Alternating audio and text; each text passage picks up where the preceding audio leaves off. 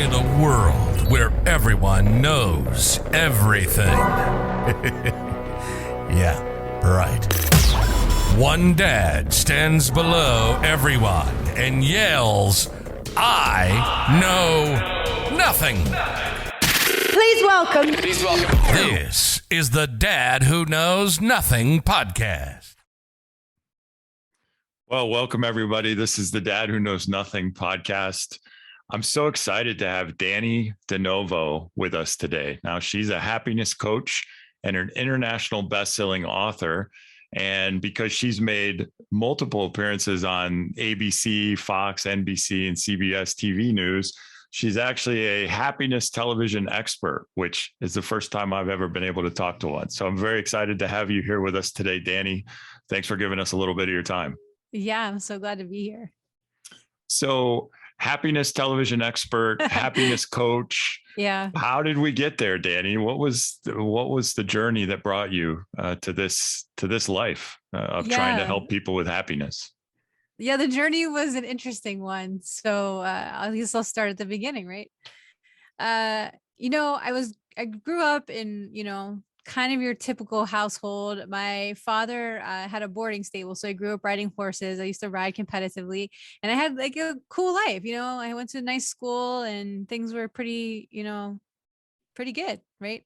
And then around the age of 12 or 13, I kind of started feeling a little bit off, and I thought I was sick because I'd always been kind of high achieving at school and competitive with my horses and everything else. And all of a sudden, I kind of really didn't want to do anything, and I was feeling tired and just off. So I went to my parents. I said, I think I'm sick. I need to go to the doctor. And they said, no, it's teenage hormones. You'll grow out of it. Okay, sure. So time goes on and it's not getting any better. So finally I get in front of a doctor. They run all the tests. Everything comes back fine. So in the midst of all this, someone says, maybe you should go talk to somebody. And I'm like, I'll do whatever. I just want to get better. So I'm in this office with this therapist, and she's sitting across the table from me. And she's like, okay, I'm going to ask you some questions, and I just want you to talk. So I'm just doing my thing, telling her everything that I told everybody else. And she kind of, sits back in her chair a little bit, and she looks at me and she goes, honey, I think you're depressed. And I said, okay, I don't really know what that means. I said, I'm 16 years old. I don't have anything to be depressed about. I go to a good school. I get good grades. I have friends. I've never seen poverty. I don't know, violence. Even now I kind of know my life is pretty good. And she looked at me again. She said, honey, you're depressed. And I said, okay, well, you would know better than I would. So how do I fix it? And she said, okay. So she gets up and she makes a phone call. And the next thing I know, I'm started on all these medications, right? And I don't really feel very good on those either. I'm kind of zoned out, a little bit numb. I can't go outside because my pupils dilate as soon as I get in the sun. It's just weird stuff, right? And okay, whatever. Well, I guess this is it. So I graduate high school, I go off to college, and now I'm drinking on top of taking all of this medication. And that wasn't a really great mixture. Somehow still managed to make Dean's List first year. No idea how that occurred. Go back for my sophomore year, and I just bottomed out. I don't know what happened, but I couldn't get out of bed. I couldn't brush my teeth. I couldn't take a shower. I just could not function. And so I left school, and I was becoming incredibly suicidal. So the next step was I checked myself into a mental institution. And so here I am now at 19 years old in this room, full lockdown psych unit, right? With all these women who are talking about how they're going through divorce and how one lost a child, right? And I'm sitting here just I have no life experience, no idea what's going on. I just know I'm depressed. I don't have a reason for it, and feeling really guilty about feeling depressed when these women had real reasons to be depressed. So I get out. I'm on more medication now. I hold it together through the holidays for my family. And then the first of the year comes and I just bottom out again. And I was doing a lot of really reckless things. I knew that I was going to succeed in killing myself if I didn't get help. So I checked myself back into the mental institution, and, after a while, it wasn't exactly a cycle I enjoyed. It wasn't a fun place to be. I didn't like the stigma attached to it, and I didn't want to be there. So the first morning I'm there, I go to the head psychiatrist and I say, hey, what else you got? because none of this medication is working and I don't want to be the young girl in the psych ward anymore. But I promise you this, that if I leave, I'm not coming back because I am going to succeed in killing myself. So I really need some help.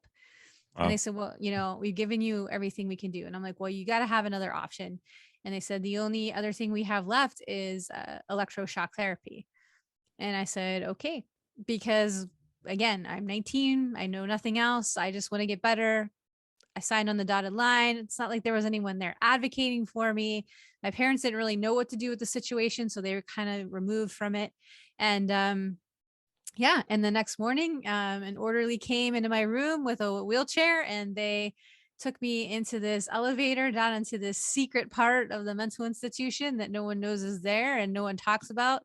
And it was legit, Frankenstein in the movies stuff. Oh, wow. They strap you down and take you through these big, huge double doors into this room that looks like, literally like Frankenstein's laboratory. Like everything was made in the 1950s, and there's, whirring and dials and levers everywhere. And this woman hands me this medicine cup and there's 2 pills in it. And she said, okay, take these, but you can't have any water.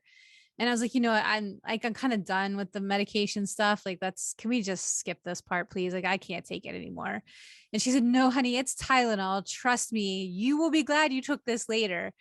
And I said, okay. So I took the Tylenol and they pushed my head back and strapped it down. And as my head goes back to hit the back of the gurney, I see this giant orderly come towards me with these 2 big probes in his hand. And I just started crying and I said, okay, I changed my mind. Let's forget this. And then I was out. When I woke up, I thought maybe that I'd gotten my wish. I kind of thought that I was dead. And then I sort of came back and realized what had happened and was very grateful for that Tylenol, because I felt like I had been hit in the head with a sledgehammer. And I got a day to recover, and then I got hit again, and then I got a day to recover, and I got hit again. And this just went on for weeks. And I'm at this point just sort of in survival mode, just kind of, like I drink and I eat and I sleep and I don't really do anything else. But then one night I was sitting at the dinner table and my brother was there, and he started telling a story about us growing up riding our ponies together. And it was very animated, had all this detail, right? And he's like very excited about this story. And he's going on, and he's looking at me, and I have this blank expression on my face. And he's like, Danny, you got to remember this. You remember we did this, and then we did this, and it was so funny. And, and now he's getting visibly upset because he can't believe that I can't recall this very important moment in our childhood.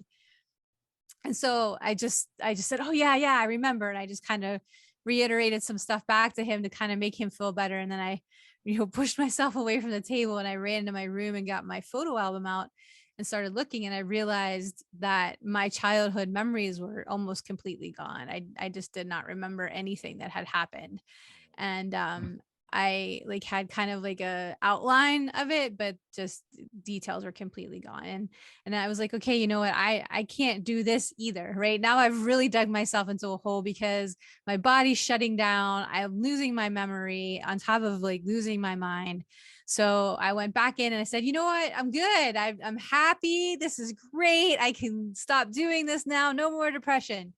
And I said, I'm just going to fake being happy because anything is better than this. And that's kind of what I did. I even started to believe myself for a while. So I graduate college and I went to law school, graduate that, pass the bar, get a job, get married, buy a house. And I'm functioning every day, right? I'm paying the bills, working, go to the grocery store, all the stuff you're supposed to be doing. But I didn't realize how much I really wasn't living my life until my daughter showed up. And then one day I'm making dinner. I'm stirring a pot on the stove and she's on the floor. She's about a year old and she picks up her bowl and her spoon that she's playing with. And she looks up at me with her big brown eyes and she started mimicking me. She started stirring in her little bowl. And I thought, oh, that's so cool. Just like mommy. And then I just got hit with this brick. I mean, I just felt this wave of nausea and I almost fainted on top of my daughter because I realized that she was copying mommy. She was doing everything just like mommy. And I was teaching her how to live a very lonely and depressed and unfulfilled life. So made the decision right then and there on the floor next to her. I was going to learn everything there was to learn about happiness. I don't care what it took, for her sake. I did not think that I could be happy. I just didn't think I was wired that way. I just thought it was too late for me, but she was not going to go through what I had gone through. And so I just started studying happiness like it was my job. And looked to philosophers, and I went to shaman and monks and personal development people. And I read everything I could, and studied this weird thing and this practice. And I just kind of put all the pieces together, the ones that made sense for me. And of course, once I started implementing all of this stuff, my life very rapidly changed from that point forward. So I was like, okay, you know what? If I can learn this, maybe there's something to it. And then my brother saw me and he said, hey, what are you doing? What are you reading? And I said, well, this stuff. Why? And he said, well, because you seem really happy and I've never seen you like that before. And I thought maybe if it worked for you, it might work for me too. And so I started giving him some stuff and his life started to change. And so I was like, okay, like maybe we can put this together in a way where other people can get benefit from it too. So that's kind of how I switched from, the typical life of the lawyer into the happiness coach / TV expert. Well, such an amazing story. And what there's a couple things. I mean, at 19 years of age, making that decision to just take that extreme type of treatment because you wanted to get better, but you didn't know how to do it. And you're like, you got to have more, and having the courage to try and do that. That's crazy. I can't even imagine what you were feeling as you were going down there and seeing where this was being done. And then the second thing was, obviously, you're a very intelligent person. You did pass the bar, you went through, and now you're directing all of that energy into this one subject, which is pretty cool. So since you have the secret, right? Do you have the secret of happiness? How do we get happy? Yeah, I have the secret for me, right? And so it's a little bit nuanced for each individual, but what I will tell you is part of what you just said. It has a lot to do with being brave, right? And in trial and error. And people are afraid to step outside of the norm of what they're used to. People are very afraid to go against the opinions, or at least what they believe the opinions of others are.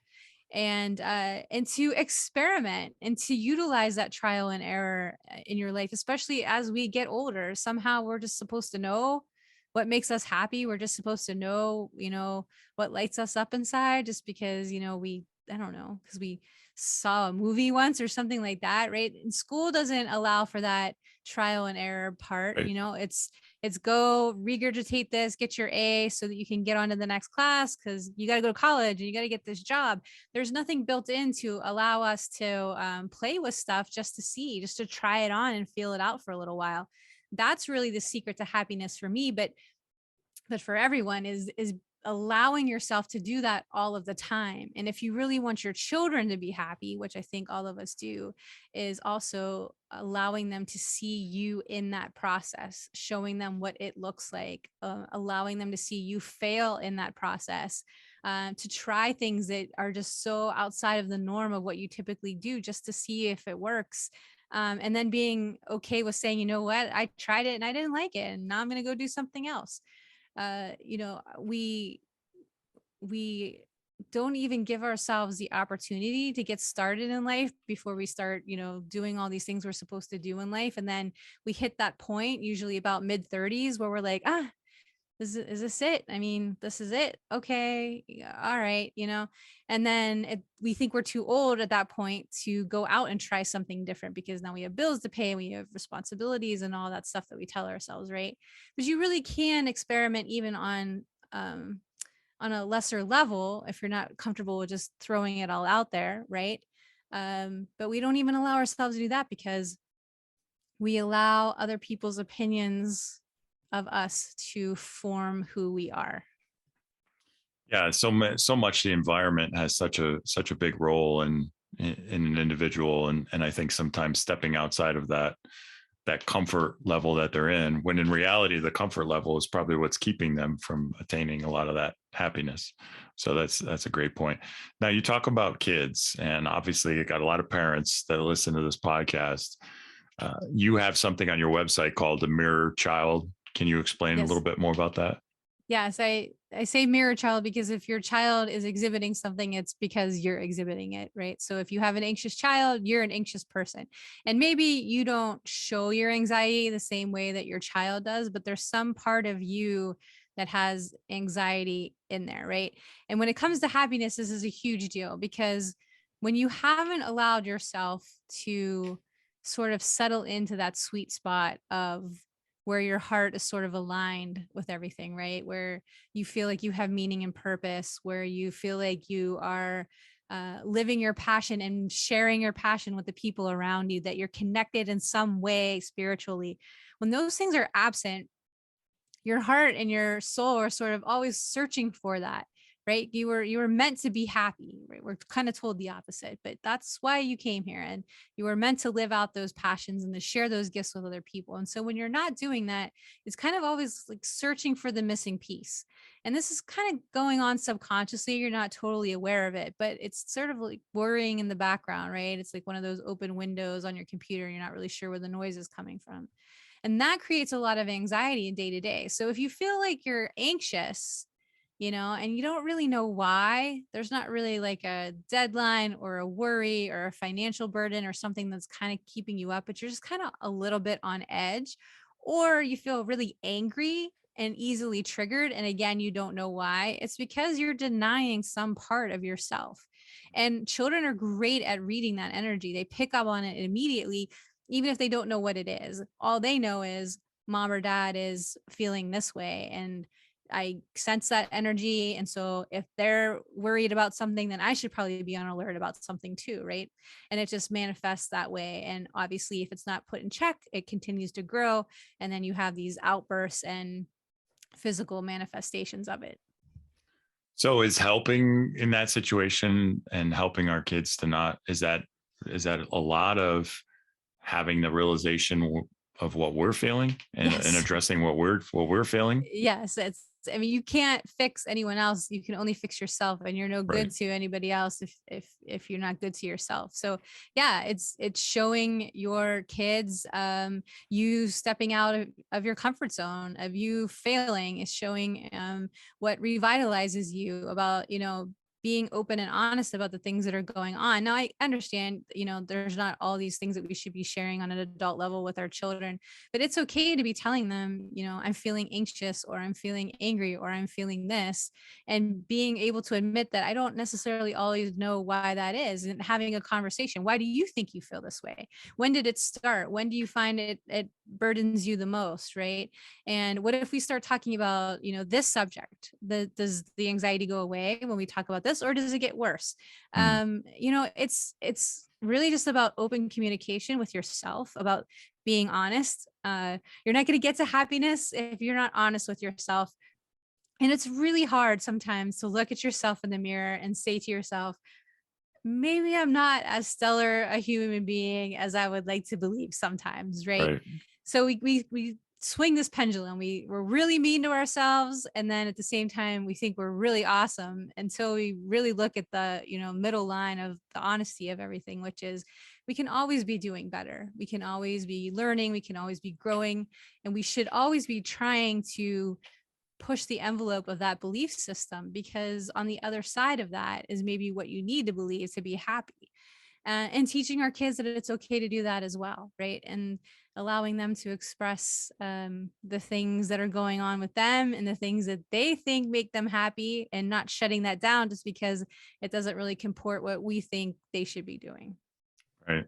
And you were talking a little bit about this, trying to find their passion and things that we should all be trying to do. And then you get to that certain age, and that's why people sometimes they coin them the crisis, right? The midlife crises, where they make these dramatic decisions because it's really, they feel like they've probably missed out on happiness. So now they're at a point where they're like, oh no, half my life's over. And now I want to start trying these different things.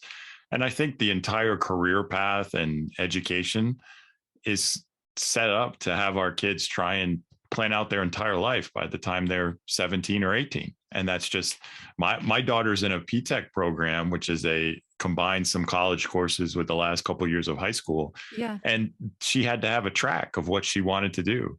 Yeah. And it's And it's like, that's scary for a kid. And that's scary for us even. It's scary for me. I don't want Right. to be zoned into something. I need that freedom. Right. I mean, that's part of it. And yeah, it goes back to what I was saying. We just don't give our kids the freedom to go off and do that stuff. You're supposed to pick a path, but you have no idea what that means. You know, you Right. don't even go out and shadow people who are in this supposed path that we think we want to go down.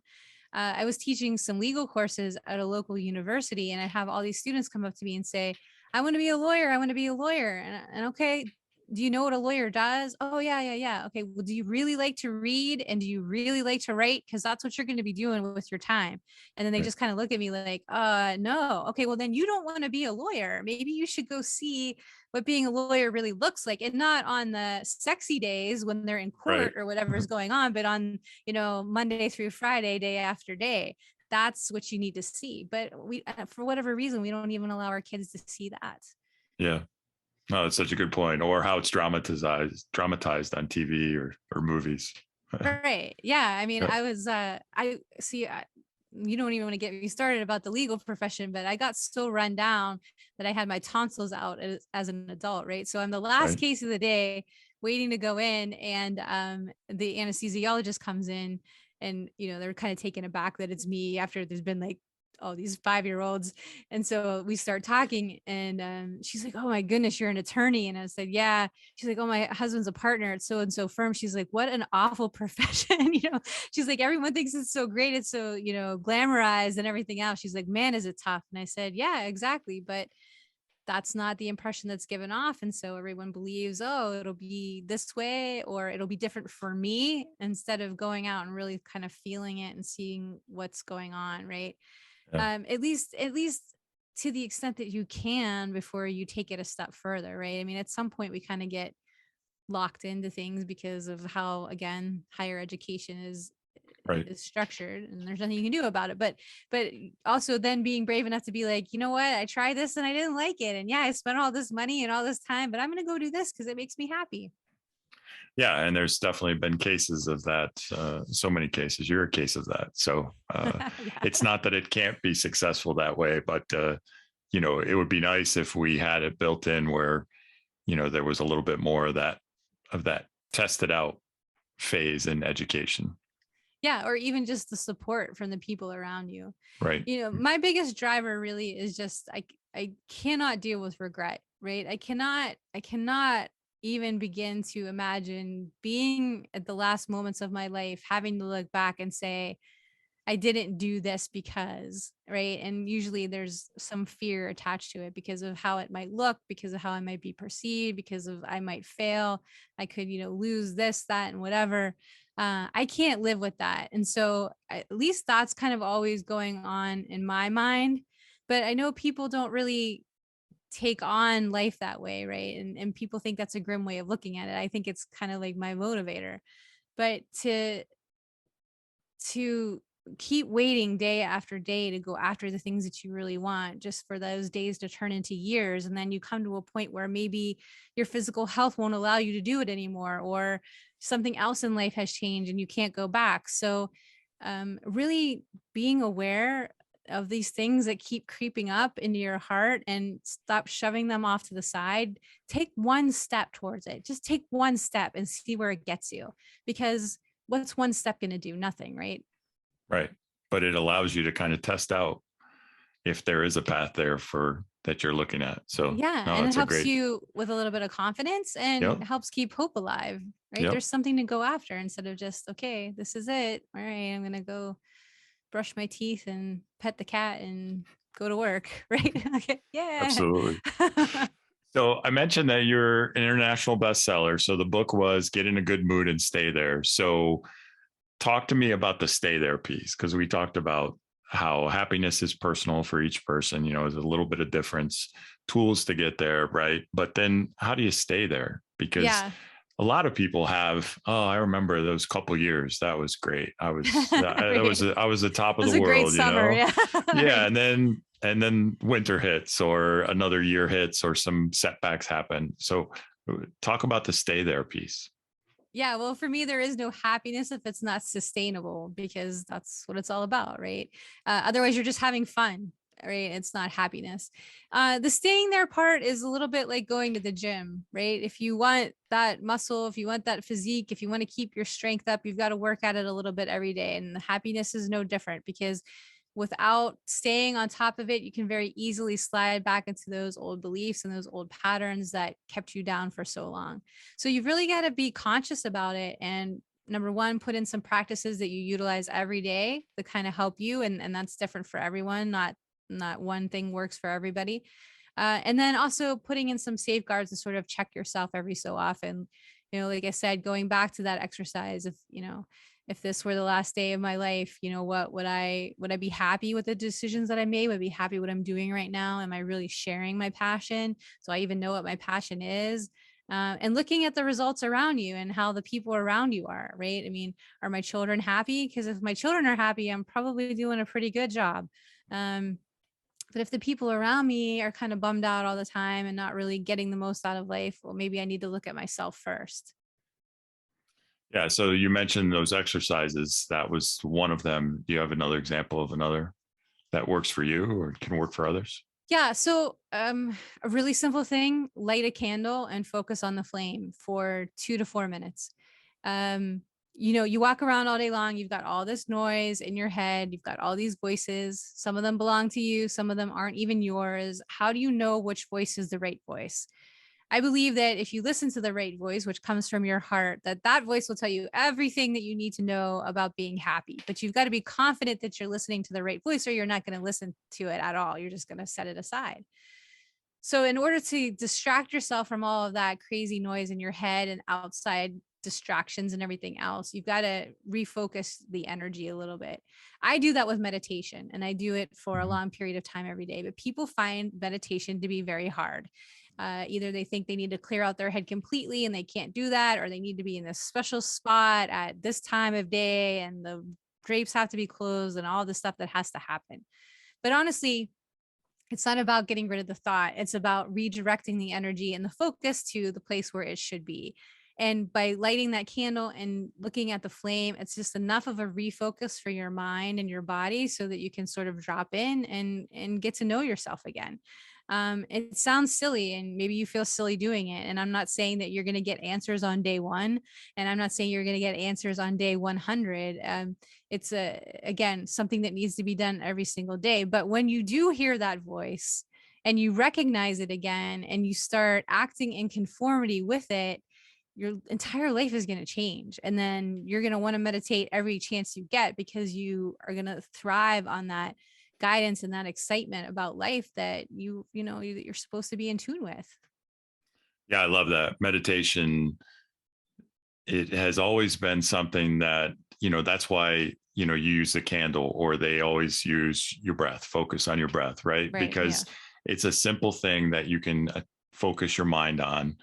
And it's not that, to your point, it's not that your mind's not going to wander and think about something else, even if you're only doing it for a few minutes, but it gives you that centering point to come back. And that awareness of being able to understand when your mind is going off and bringing it back is such a powerful skill to have, because it allows you, to your point, to potentially hear those other things telling you which way to go. Anyway, anytime you can bring yourself back to present and be conscious of what you're doing, then you're in control of your happiness. Otherwise, you're just living on autopilot and you're going through the motions like I was. I was paying the bills. I was going to the gym. I went to the grocery store. I washed the car. Okay, fantastic. But I was getting nothing out of life. And I just think how sad it would have been if my life had come to an end at that point in time and I'd gotten nothing from it. Right. I mean, I loved being a mom, but I wasn't even present with her all of the time. So it revolutionized the way that you look at yourself and life. And it's hard not to be happy. It really is.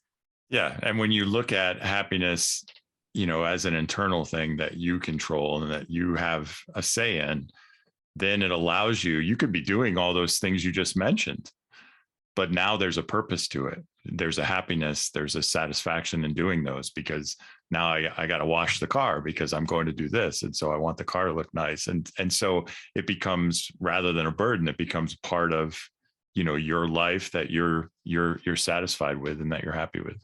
Yeah. Or it's the conscious decision that I'm not going to wash the car. I Right. know it's dirty and I don't care. And I'm just going Right. to do something else that makes me happy. And that's life. Exactly. Yeah. And I won't not going to think about it 10 seconds from now. Right. Instead of, oh, I'm such a bad person. I didn't even wash my car. Right. Okay. Right. Or no one cares. Right. Yeah. And your point about if it's not sustainable, it's just having fun. If you base all your happiness on external things, then there's going to be times when you don't have those. And then are you happy or are you not? So yeah, there's definitely going to be times you're not going to have those. And if you're constantly looking for that thing outside of you, again, that's the anxiety, right? I'm searching for something that I feel like is missing. And if I can't get it, then I'm threatened. Like even my survival is threatened because I think I need this and life is not giving it to me and I am entitled to get it. Well, no, you're not. You're entitled to be happy. You're not entitled to get anything. So if you really want that happiness and you want that sustainability, you've got to find it from within. So when you've worked with people and talked with people, do you think it's harder? Why do you think it's harder for people to be happy in today's society? I mean, obviously there's all the things that are going on that can cause stress and can make you upset. But if we're talking about happiness being internal, right? Something that they can control and things that they can create. Why do you think it's hard for people? I think it's hard for a lot of reasons. I think it's hard because they believe they have less power than they really do have. I think that so much of it is just that we are creatures of habit. We get into a pattern of thinking and it's the default pattern. It just our brain, it's just easier. It's less energy for our brain to have to change the way it thinks every day. So it just defaults to this pattern. So if you're on autopilot, that's where it's going to go. That's why the conscious decision to be happy every day needs to be made. The neuroplasticity of the brain, you can change that, but that takes work. Again, it's like going to the gym every day. Do you want bigger biceps? Well, pick up the weight. Do you want to be happier? Well, then change the way you're thinking. And every time you catch yourself thinking the wrong way, make the shift back to the way that you're supposed to be doing it. Right. It's a lot of attention to detail. People want happiness to be easy. And again, I think they think it's just something that's going to show up and they don't really need to do anything for it because there is that sense of entitlement. And again, you are entitled to it, but you've got to do the work to get there. So I think also people are afraid to seek it out because they're afraid that if they miss the mark, then what, right? Well, I did this because I thought it was going to make me happy and it didn't make me happy. Well, it just means that you need to experiment more or try something different or go about it in a different way. I've read so many people's stuff, listened to so many speeches. Everybody out there is saying the same thing. Okay. They're just saying it a little bit differently. And so if the way this person says doesn't, make any sense to you or doesn't click, then try somebody else. And the way they say it, all of a sudden you're going to be like, oh my goodness, I get it now. I understand what they're saying. And it's going to be so much easier for you to implement, right? It's just hearing it a different way, seeing it a different way, watching someone else do it a different way that clicks for you. And then that's the piece that you implement. And that's the piece that works for you. And then you build upon it from there. That's exactly what my book was all about. Yeah, nice. And you're right. There's no limit to the amount of individuals out there that have, different slants on the whole happiness, fulfillment, purpose, all those types of things. And you certainly have a really good one. So very cool. So the last piece I want to ask about is today's connected world. We're more connected than ever. We can communicate with people across the world. And yet, in my mind, and I'm sure you agree, there's probably more loneliness now than ever, even though we can pick up a device and talk to anybody around the world. Mm-hmm. What are the consequences of being lonely, and how do you work with that? How do you help to counteract those feelings? I actually did a TV segment called "Is Your Loneliness Killing You?" because there's been a lot of research going into it about the sustained mental effects of feeling lonely. Yeah, I can pick up my phone and I can text somebody. But that doesn't mean that I'm feeling connected. Right. And this is where I find a lot of people when they hit that mark of, is this it kind of stuff, is they've lost that spiritual connection, right? And I'm not talking about religion. I'm just talking about understanding that you are somehow connected to the whole. And you can call that God, you can call it source, you can call it universal intelligence. I don't really care what you call it. To me, it's all the same stuff. Just say you're a part of something bigger. You are part of something bigger. You are part of something infinite. You are part of something vast. Right. And we are all connected to each other through that system. But I say this to people too.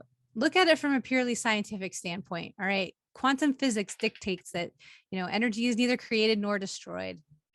And the way that our model was built, the universal model, is that if energy ceased to exist, and I don't mean transform, but just kind of eradicate itself, the entire model goes away. It can't stay together. Every piece is as important as every other piece.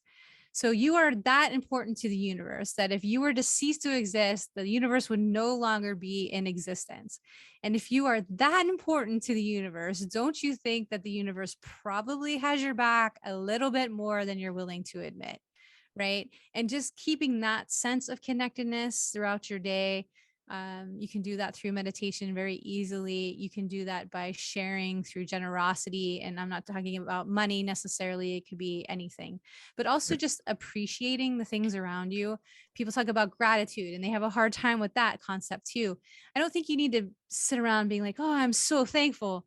Just appreciating something that happened, right? The air hitting you in the face when you walk outside in the morning, or seeing the sun.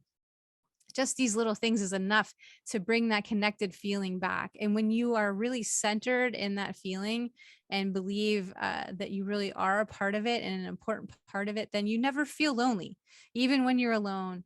Also, we tend to surround ourselves with people because they're physically there, but they're not necessarily aligned with our heart's purpose either. And so that makes us feel even more lonely because we're not quite understanding what's going on. There's people around I can talk to, but I'm not getting anything out of the interaction. Take a really good look at the people that you're spending your time with. Yeah. And you can be around people that lift you up or people that bring you down. So, yeah. Well, this has been really nice, Danny. I appreciate the conversation. I'll give you what would be the biggest takeaway that you'd want from my audience based on this conversation? What would you like them to leave if they could leave with something about you and about the great work that you're doing? Well, I don't know about the great work that I'm doing, but I think for yourself, just being really honest with yourself and owning up to the fact that there are probably things that you could change and need to change for you to be happier. And then once you've admitted that to yourself, do something in that direction, make a little bit of progress in that way. Try it for yourself because you aren't going to regret it. And I would just hate to see you miss out on something that could be so amazing just because you might be afraid. Let that love trump that fear, get over that hump and try it and just see what happens. Have that courage to take a shot, right? Right. Nice. Well, again, Danny, she's a happiness coach and an international best-selling author, and she's a happiness television expert. So you may see her on one of the news programs you're watching one of these days if you haven't already. So very cool conversation. Thank you very much, Danny, for your time. I appreciate it. If my listeners want to learn more about you, do they just go to the website, DannyDeNovo.com? They can go there and they can find my books on Amazon.com. Awesome.